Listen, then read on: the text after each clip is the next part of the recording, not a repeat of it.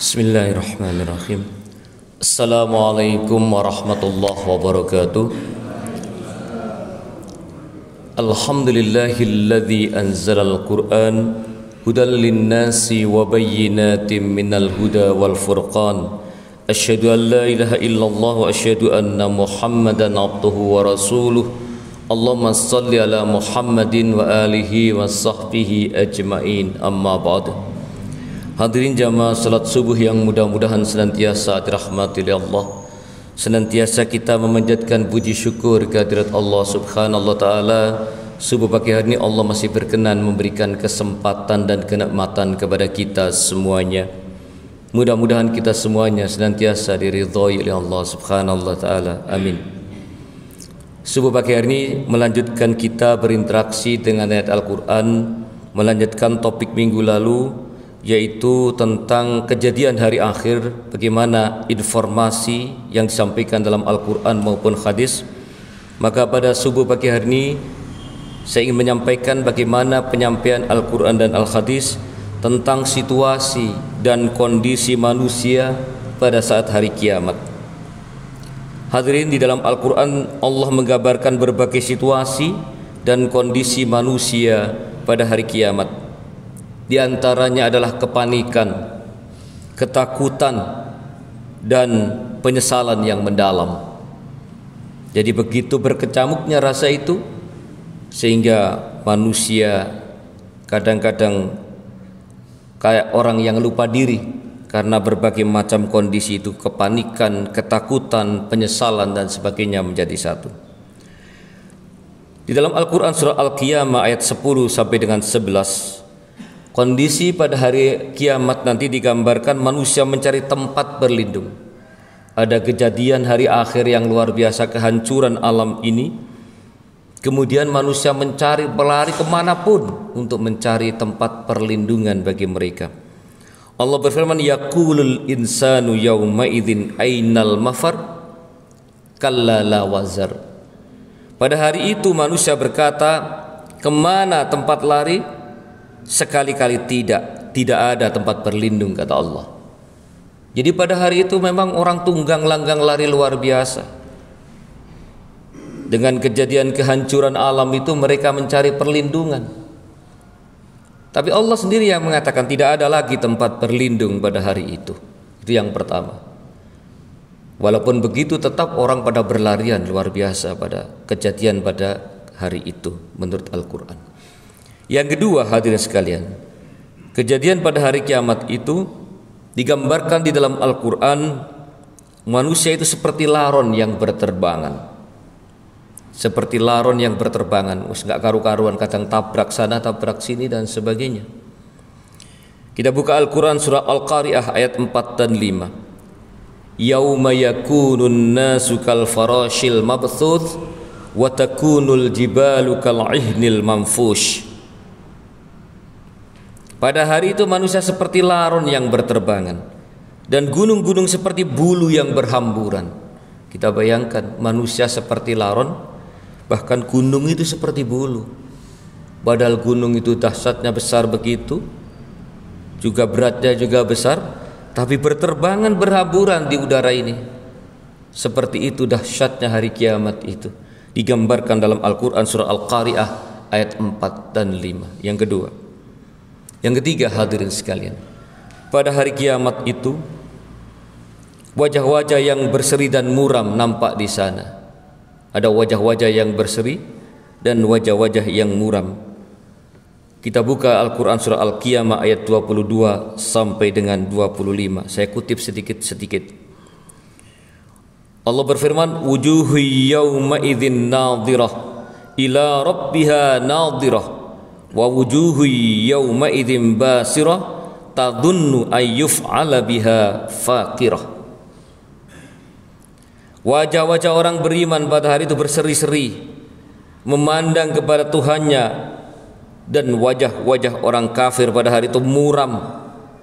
Mereka yakin akan ditimpa malapetaka yang sangat dahsyat.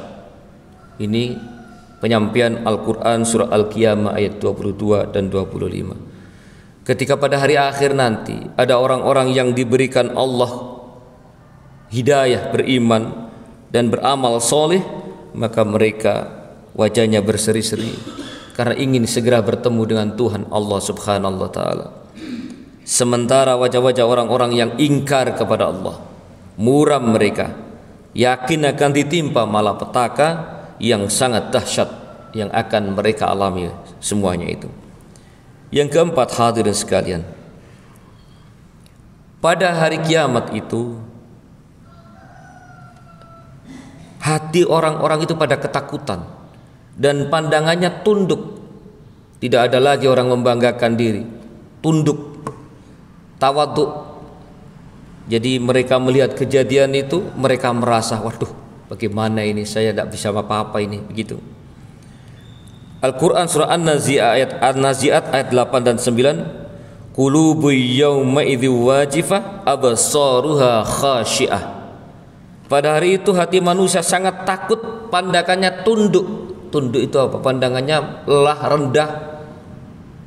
Kalau sekarang orang bisa masih menepuk dada, membanggakan diri sendiri, pada hari itu tidak ada satupun orang yang membanggakan dirinya sendiri. Manusia serba ketakutan, bahkan serba tidak lagi ada yang menyombongkan diri. Mereka merasa tidak bisa apa-apa pada hari itu. Yang kelima, untuk pesan Al-Quran yang terakhir untuk pagi hari ini, pada hari kiamat itu, pesan Al-Quran yang disampaikan di dalam Al-Quran, semua anggota tubuh kita, tubuh manusia itu menjadi saksi. Semua tubuh manusia itu menjadi saksi. Kita buka Al-Quran, ada beberapa ayat ini. Saya buka Al-Quran surah An-Nur ayat 24. Yauma tashhadu alaihim alsinatuhum wa aydihim wa arjuluhum bima kanu yaf'alun. Senada dengan surah Yasin ayat 65. Pada hari ketika lidah, tangan dan kaki mereka menjadi saksi atas apa yang dahulu mereka kerjakan. Itu hari kiamat. Hari itu lidah, tangan, kaki, kita semuanya menjadi saksi atas apa yang dahulu dikerjakan. An-Nur ayat 24. Itulah beberapa pesan di dalam Al-Quran bagaimana kondisi manusia saat kejadian hari kiamat itu. Saya sampaikan ada 3 pesan hadis Rasulullah Shallallahu Alaihi Wasallam, hadis yang juga menggambarkan suasana hari kiamat. Yang pertama, pesan hadis itu, manusia itu pada saat itu dikumpulkan tanpa alas kaki dan telanjang. Hadis riwayat Bukhari dan Muslim, yuhsyarun nasu yaumal qiyamati khufatan auratan ghurlan. Manusia kelak pada hari kiamat akan dihimpun dalam keadaan tidak beralas kaki, telanjang bulat dan belum dikhitan. Hadis riwayat Bukhari dan Muslim. Ya, siapa yang ngurus, Pak? Kita sama-sama tidak berpakaian, tidak ada yang ngurus. Kita ngurus diri kita sendiri sudah luar biasa, beratnya luar biasa pada hari itu. Yang kedua, hadis Bukhari, hadis riwayat Muslim nomor 2864, saya baca terjemahnya agak panjang. Kita akan berkeringat di sana, bahkan dikatakan dalam hadis itu sesuai kadar dosa kita. Kata Rasulullah, pada hari kiamat matahari didekatkan jaraknya terhadap makhluk hingga tinggal sejauh 1 mil, sehingga manusia tersiksa dalam keringatnya sesuai dengan kadar amalan-amalannya dan kadar dosa-dosanya. Di antara mereka ada yang keringatnya sampai kedua mata kakinya, sampai lututnya, pinggangnya, bahkan ada yang tenggelam dalam keringatnya.